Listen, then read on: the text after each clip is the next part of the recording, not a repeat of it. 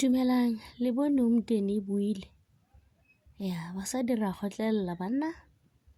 Bontši jwa rena re a kgotlelela. Dilo di diregang ka ga Maseko a ke kgone go tseba gore ke tla re ba actor ka lebaka la show ela le go ba ke dinnete na mara ge e le gore ke nnete. Mma Maseko mosadi a mathomo o tlo amogela basadi go fitlhaneng.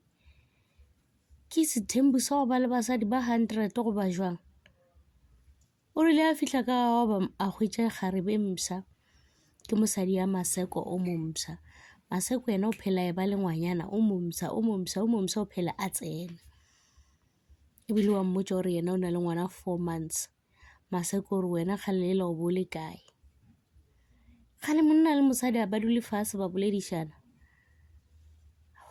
Hawa motšolo o padile banna o rambasa le dingaka.